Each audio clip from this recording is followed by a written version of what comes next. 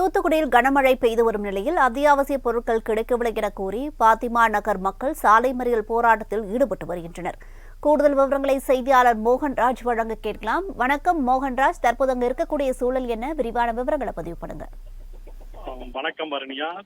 தூத்துக்குடியில் மழைநீர் பாதிக்கப்பட்ட பகுதிகளுக்கு இருக்கும் மக்கள் எந்தவித நிவாரண உதவிகளும் வழங்கவில்லை என தூத்துக்குடி பாத்திமா நகர் பொதுமக்கள் சாலை மறியலில் ஈடுபட்டதால் பரபரப்பு ஏற்பட்டது.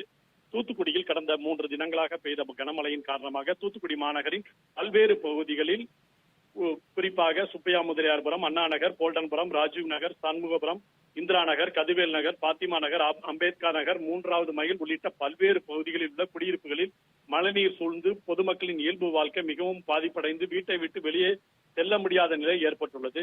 குறிப்பாக பாத்திமா நகர் போன்ற சில இடங்களில் இருக்கக்கூடிய பொதுமக்களுக்கு தேவையான அடிப்படை அத்தியாவசிய பொருட்கள் கூட கிடைக்காததனாலும் யாரும் வழங்க முன் வராததாலும் தூத்துக்குடி பாத்திமா நகர் பொதுமக்கள் தூத்துக்குடி சிவந்தாகுளம் சாலையை வழிமறித்து போராட்டத்தில் ஈடுபட்டதால் பெரும் பரபரப்பு ஏற்பட்டது.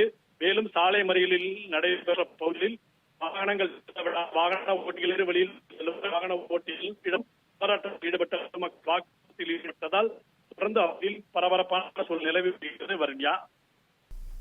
மோகன்ராஜ், தற்போது அதிகாரிகள் யாரும் அங்கிருந்து பார்வையிட்டிருக்காங்களா? இது குறித்த விவரங்கள் எதுவும் இருக்கா? குறிப்பாக தூத்துக்குடி மாநகர் முழுவதுமே இதே நிலை தொடர்கிறது. பல்வேறு பகுதிகளில் பொதுமக்கள் வீட்டை விட்டு வெளியே செல்லக்கூடிய நிலைதான் காணப்படுகிறது. கேட்டால் கிட்டத்தட்ட ஒரு 20 மணி நேரத்திற்கும் மேலாகவே இந்த மின்சாரமானது துண்டிக்கப்பட்டுள்ளது. பொதுவாக குறிப்பாக இருக்கக்கூடிய அனைத்து கடைகளுமே இங்கே மூடப்பட்டுள்ளது. மின்சாரம் இல்லாத காரணத்தினால் அனைத்து ஹோட்டல்களும் மூடப்பட்டுள்ளது. தொடர்ந்து இதனால் பொதுமக்கள் பல்வேறு சிரமத்திற்கு ஆளாகின்றனர். குறிப்பாக அனைத்து பகுதிகளிலுமே குறிப்பாக ஒரு 4 அடி முதல் 5 அடி வரை தண்ணீர் தேங்கியுள்ளது. இன்னும் முழுமையாக பாய தொடங்காததால் அதிகாரிகள் கூட ஒரு இடத்திலிருந்து மற்றொரு இடத்திற்கு செல்வது பெரும் சவாலாக உள்ளது. வர்ணியா. மோகன்ராஜ், தற்போது அந்த பகுதியில் மீட்பு பணிகளானது எந்த அளவுக்கு துரிதமாக நடைபெற்று வருகிறது? மீட்கப்படும் மக்கள் எங்கு பாதுகாப்பாக தங்க வைக்கப்படுகின்றனர்? இது குறித்த விவரங்கள் எதுவும் இருக்கா? குறிப்பாக மாவட்ட நிர்வாகம் இது போன்ற மக்களை தங்க வைப்பதற்காக கிட்டத்தட்ட 96 இடங்களில் முகாமானது அமைக்கப்பட்டிருந்தாலும் அதிகப்படியான வெள்ளப்பெருக்கானது தூத்துக்குடி மாநகரின் மைய பகுதிகளில் இருந்து தொடர்ச்சியாக அனைத்து பகுதிகளிலும் மழைநீர் தேங்கியுள்ளதால் முற்றிலும் இந்த பொதுமக்களின் இயல்பு வாழ்க்கை கண்டிப்பாக பாதிக்கப்பட்டுள்ளது. தொடர்ந்து மக்களை பாதுகாப்பான இடத்திற்கு கொண்டு செல்வதற்கு ஒரு சில இடங்களில் அதிகாரிகள் நடந்தால் கூட பல்வேறு பகுதிகளில் எந்த பணிகளும் செய்ய முடியாத நிலைதான் காணப்பட்டு வருகிறது.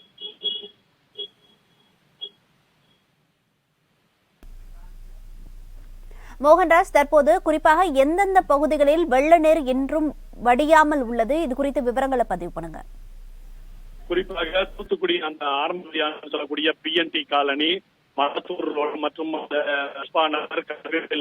உள்ளிட்ட பகுதிகளில் இப்பொழுதும் பாத்தீங்கன்னா 4 அடி முதல் 5 அடி வரை தொடர்ந்து அந்த தண்ணீர் தேங்கி இருக்கிறது.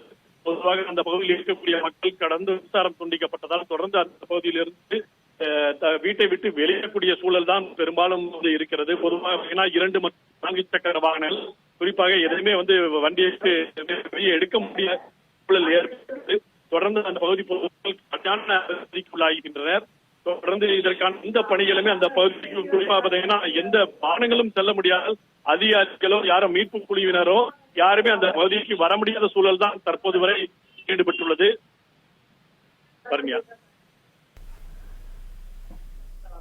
பல்வேறு இடங்களில் உணவு கிடைக்கவில்லை, அத்தியாவசிய பொருட்கள் கிடைக்கவில்லை என மக்கள் தொடர்ந்து சொல்லி வராங்க. இது குறித்த தகவல்களை பதிவு பண்ணுங்க.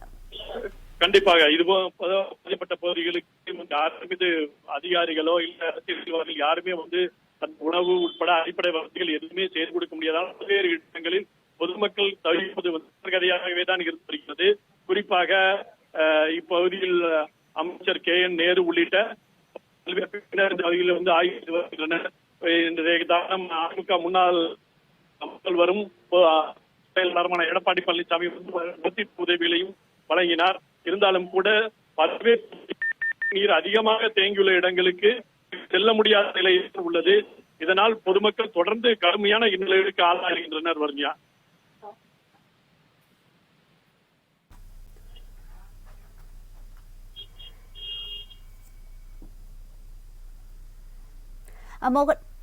மோகன்ராஜ், தற்போது உயிரிழப்புகள் எதுவும் அங்கு பதிவு செய்யப்பட்டுள்ளதா? அது குறித்த விவரங்கள் எதுவும் இருக்கா?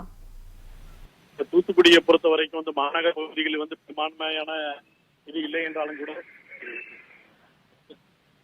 உயிரிழந்தவரை 2 மட்டுமே இறந்துள்ளதாக மாவட்ட நிர்வாகம் தற்போது தகவல் தெரிவித்துள்ளது.